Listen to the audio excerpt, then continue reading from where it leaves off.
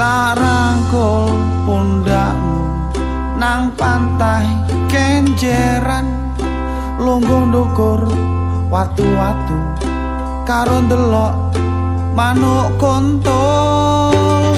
Aku seneng temenan gendeng karo awakmu.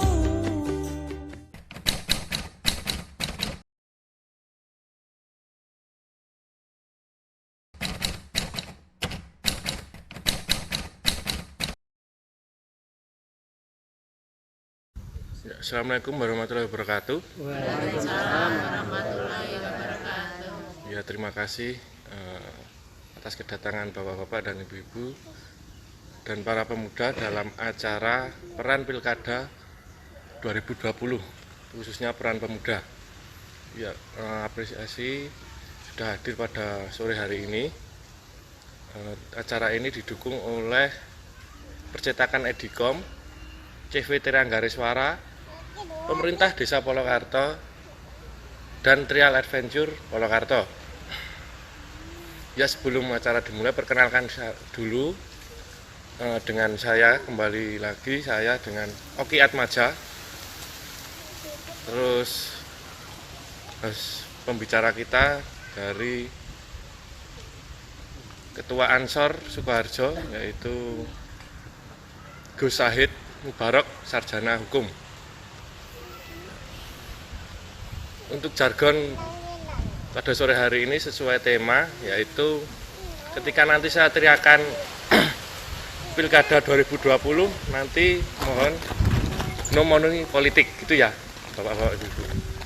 Pilkada 2020 no money politik. Oke. Oke Gus, selamat sore. Ya, selamat sore.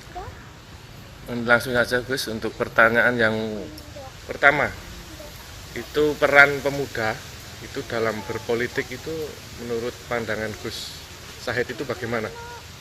Ya, terima kasih. Bismillahirrahmanirrahim. Assalamualaikum warahmatullahi wabarakatuh. Waalaikumsalam. Kaitannya peran pemuda dalam berpolitik sangat penting sekali ya. Pemuda adalah generasi penerus bangsa ini. Dalam catatan sejarah, pemuda punya catatan besar dalam proses kemerdekaan. Hampir rata-rata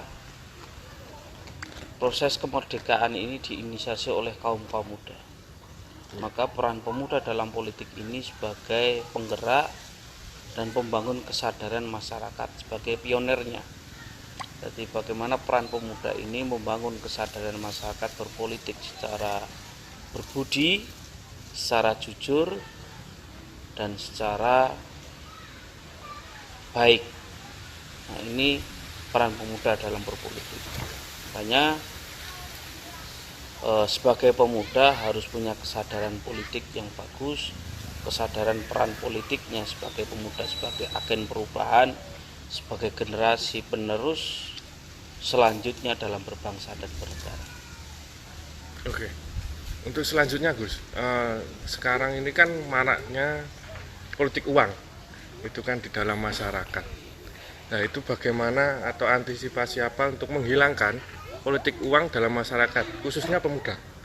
Ya, sangat cukup memprihatinkan hari ini khususnya di Sukoharjo ketika ngomongin politik uang, ketika ngomongin money politik dan membeli suara. Dan hampir rata-rata pemilu sebelum-sebelumnya ini marak dengan kegiatan money politik. Entah diberi apapun, entah dengan wujud cash, entah dengan wujud uang, ini sebagai wujud pembodohan politik. Dan ini akan berefek besar sekali terhadap masyarakat, rakyat. Para politisi-politisi ini dia merasa jumowo, saya sudah membeli suara, saya sudah tuku suara terhadap masyarakat. Akhirnya dia bersikap jumowo, bersikap tidak amanah. Nah, peran pemuda sebagai generasi penerus dan agen perubahan tentu harus bisa menolak dan memberikan edukasi kepada masyarakat tentang gerakan money politik ini. Money politik ini tidak menguntungkan bagi masyarakat. Money politik ini sangat merugikan masyarakat. Entah dengan dibayar berapapun, itu akan menghilangkan hak-hak politik masyarakat. Cenderung politisi yang menggunakan money politik ini hampir kita bisa lihat itu terjebak tetap kasus korupsi, terjebak dengan beberapa kasus dan cenderung tidak amanah. Nah, mencari pemimpin yang memang tidak money politik ini juga sulit, tapi kita yakin kok entah kapan nanti akan muncul pemimpin-pemimpin yang lahir dari masyarakat yang tidak dikendalikan oleh uang atau dikendalikan oleh materi. Oke, selanjutnya Gus. Kalau maraknya politik uang dalam masyarakat itu kan diperlukan peran pemuda. Itu dalam pengawasan itu bagaimana langkah-langkah atau masukan dari Gus untuk peran pemuda dalam pengawasan Pilkada 2020 ini? Ya. Peran pemuda dalam mengantisipasi money politik mungkin yang perlu dipersiapkan sikap berani. Pemuda itu cenderung harus punya sikap berani membela kebenaran, berani mempertahankan haknya dan memperjuangkan haknya sebagai masyarakat, sebagai rakyat. Yang pertama modalnya berani. Ketika langkah-langkah hukum bisa dilakukan, sahabat-sahabat pemuda, rincang-rincang pemuda bisa melaporkan ke mungkin pengawas desa, nanti ke pengawas kecamatan, sampai nanti ke Panwaskap. Nah, temuan itu apa saja, bukan hanya wujud uang, tapi bisa wujud barang. Nah, yang terpenting sahabat-sahabat, kuatkan bukti, kuatkan fakta-fakta hukumnya atau bukti-bukti hukum dari saksi, mungkin nanti ada temuan yang lain, itu bisa menjadi bukti yang kuat untuk menindak kegiatan money politik.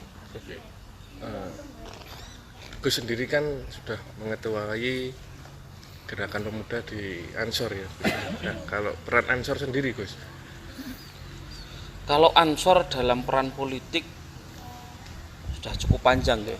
Sebelum kemerdekaan, gerakan pemuda Ansor ini didirikan pada 24 April 1934. Ini didirikan oleh para kiai, para masyayikh, dan para pejuang NKRI. Ansor ini mengambil nama Ansor ini punya semangat untuk berjuang dan menolong. Nah, dalam peran politik ini kita bukan politik praktis untuk mendukung siapa, tidak. Tapi politik kebangsaan, politik kebangsaan ini bagaimana punya peran politik untuk mengawasi dalam sistem berbangsa dan bernegara ini.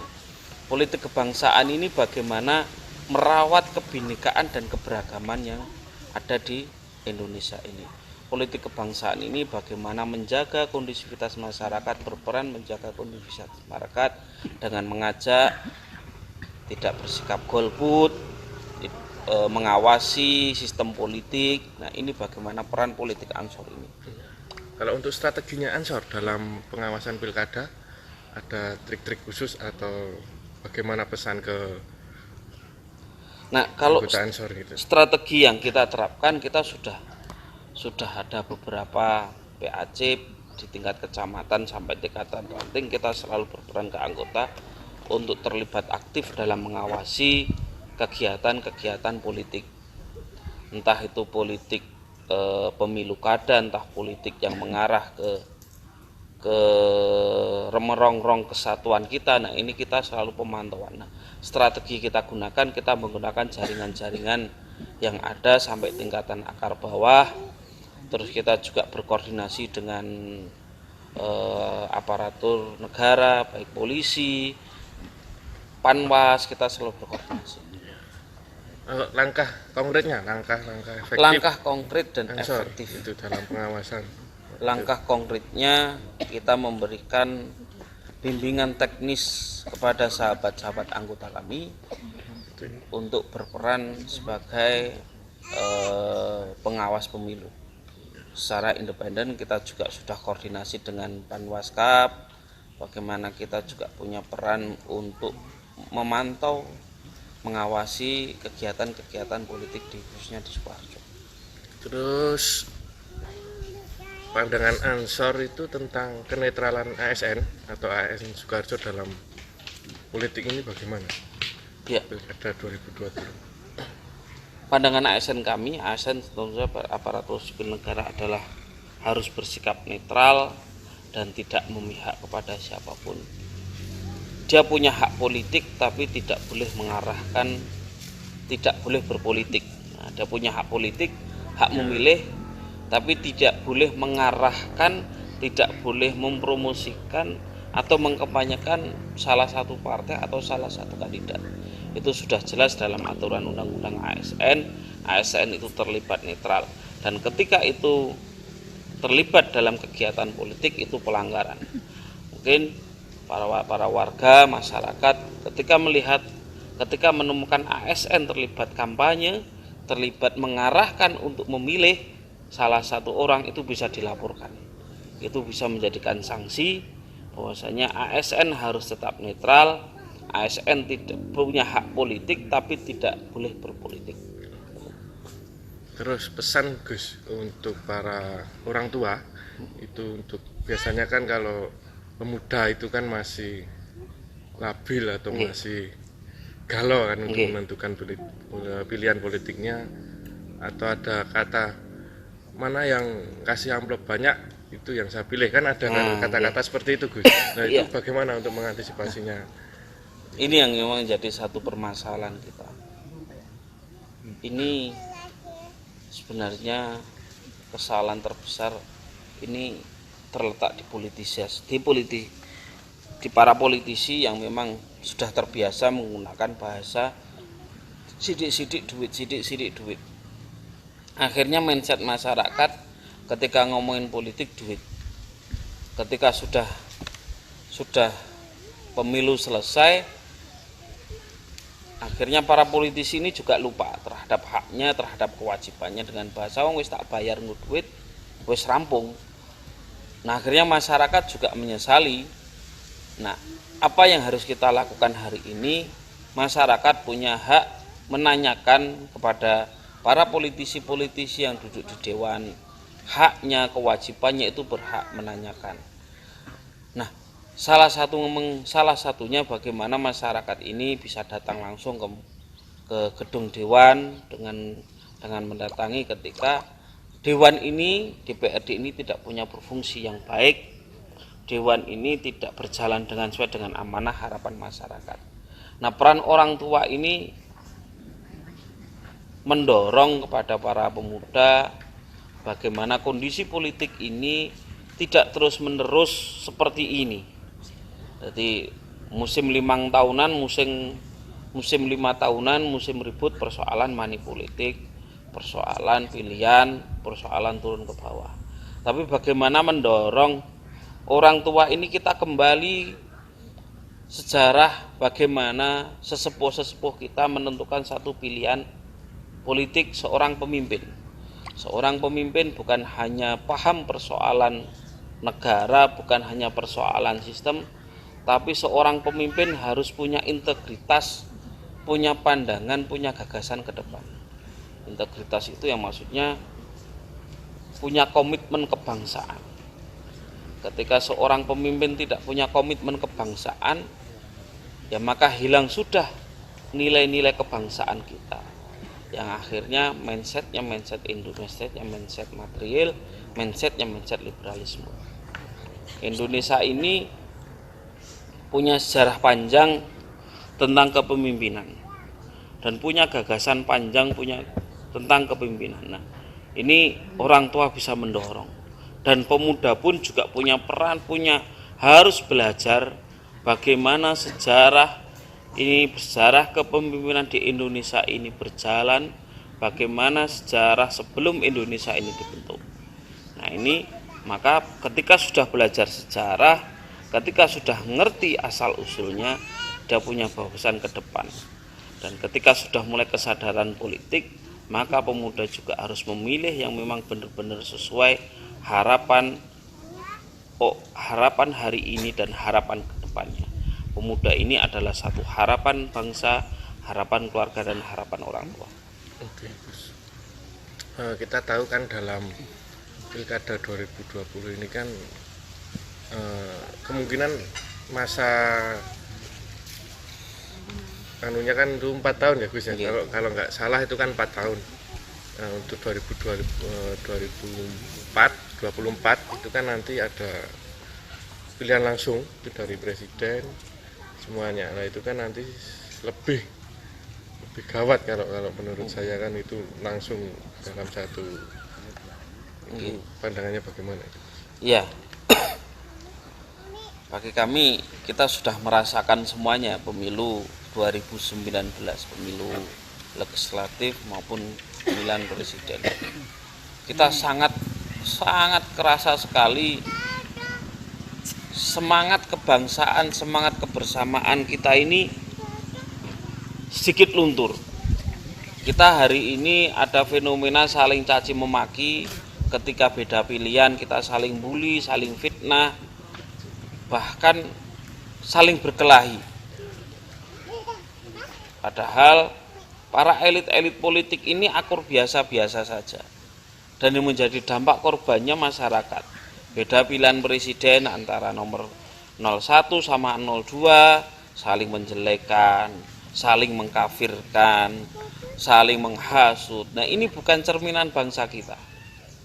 Padahal bangsa ini terkenal dengan sikap ramahnya, saling bisa menghargai, saling menghormati. Nah, apalagi ketika 5 tahun ke depan, kalau kita hari ini, para orang tua, para pemuda, dan kita semuanya tidak berbenah dan merasa, maka kemungkinan 10 tahun lagi mungkin kita sudah tidak saling mencaci maki.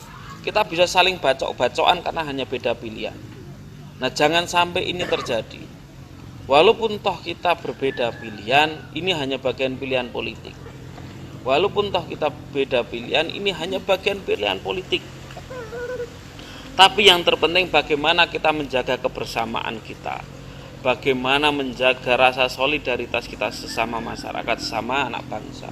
Ini yang menjadi harapan kami. Dan kami ini di Ansor ini kami lagi proses bagaimana menyatukan semuanya. Salah satu giat secara nasional yaitu kirab satu negeri yang kami lakukan keliling seluruh Nusantara dengan membawa 9 bendera dan beberapa tasbih yang memang tinggalan oleh para sesepuh ini. Kita konsolidasikan semua di setiap titik, kita satukan semuanya, apa yang menjadi permasalahan kita hilangkan. Nah, ini kita proses konsolidasi. Nah, ini namakan gerakan politik kebangsaan kami. Bagaimana mengintegritaskan, bagaimana menyatukan semuanya, bagaimana saling menghargai ini. Padahal hari ini kita tidak, kekayaan paling berharga di bangsa ini adalah keberagaman. Bangsa ini dibentuk atas dasar kesepakatan dan keberagaman. Maka ketika hari ini kita saling caci maki, saling bully, saling hina, saling fitnah, hanya faktor beda pilihan, bahkan saling mengkafirkan, saya tidak tahu 10 tahun lagi, 20 tahun lagi bangsa ini ada. Tapi kita harus menyadari ini, mengajak kepada masyarakat, wis selesailah pilihan pilpres, wis ora sah nggawa agama persoalan politik. Sing jenengan dukung kuwi ya ora ngerti mudeng agama, sing jenengan bela kuwi ya ora mesti mudeng agama. Padahal kita sesama, padahal kita di masyarakat ini dulu persoalan beda agama kuwi ora masalah. Sing ora salat ya monggo, sing salat ya monggo, sing ora nggo kunut ya monggo, sing kunut ya monggo. Nah, sekarang itu hanya persoalan kecil aja kita saling mengkafirkan. Itu urusan dunia.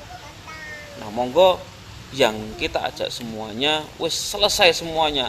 Kita rangkul lagi, kita bersama-sama bangun desa, bangun kabupaten, bangun negeri ini dan menjaga keberagaman sambil mengkontrol, mengawasi para pelaku-pelaku kebijakan. Dewan, bupati, presiden ini kita awasi. Kalau salah kita kritik, kalau salah lagi ya kita turunkan. Kalau bertentangan dengan undang-undang, kalau dengan aturan ya kita turunkan. Kalau memang ada satu fakta itu, tidak usah saling bikin fitnah atau berita hoax. Ini sangat cukup memprihatinkan hari ini. Kita bersama-samalah kita lawan orang-orang hal begitu yang suka nyebar hoax, nyebar fitnah. Nah, ini kita harus lawan bersama-sama. Masyarakat harus sadar. Sekarang dalam dunia modern, dalam dunia HP, dalam dunia internet ini kita manfaatkan bagaimana untuk menyebar kebaikan, menyebarkan cinta kasih terhadap sesama. Itu, Mas. Satu lagi Gus, kita kan sudah di penghujung acara. Itu mungkin pesannya untuk para pemilih pemula atau pemuda untuk menghadapi godaan-godaan itu money politik atau yang sejenisnya lah. Itu bagaimana? Karena kan demografi kita kan pemilihnya ini kan tahun ini kan meledaknya di usia-usia produktif atau pemuda kan gitu Gus. Nah, itu bagaimana untuk pesan-pesan agar nantinya tidak terjerumus dalam permainan money politik. Kalau kami berpesan kepada pemilih pemula dalam menentukan pemilih, jadi uang itu bukan menjadi segala-galanya, uang itu tidak bisa menyelesaikan segala-galanya. Tapi ketika jenengan memilih pemimpin yang punya integritas, yang punya gagasan, yang mengerti masyarakat, mengerti rakyat, itu adalah menjadikan jenengan segala-galanya. Ketika uang itu bisa memberikan satu masalah, menyelesaikan masalah hari ini bisa, tapi ke masa depan jenengan itu tidak bisa. Carilah pemimpin yang punya integritas, punya gagasan, ke depan punya sikap ngayomi, punya sikap bagaimana mengerti terhadap masyarakat. Jangan dan pilihlah pemimpin yang suka melayani dan bukan pengen dilayani. Ya, Terima kasih. Wallahul muwaffiq ila aqwamit thoriq. Assalamualaikum warahmatullahi wabarakatuh.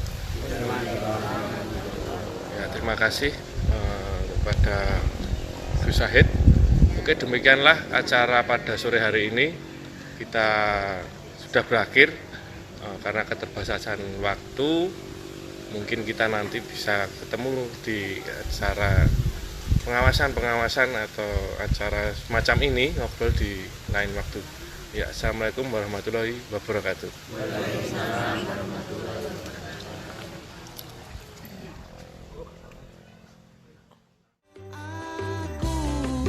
Senang temenan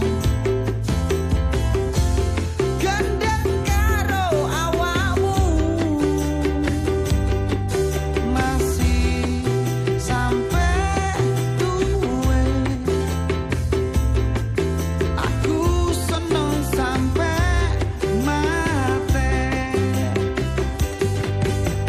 darling. Aku eling kon pas biyen ketemu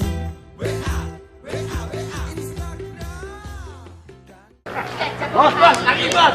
Bangun. Bar. Bar. Bangun deh.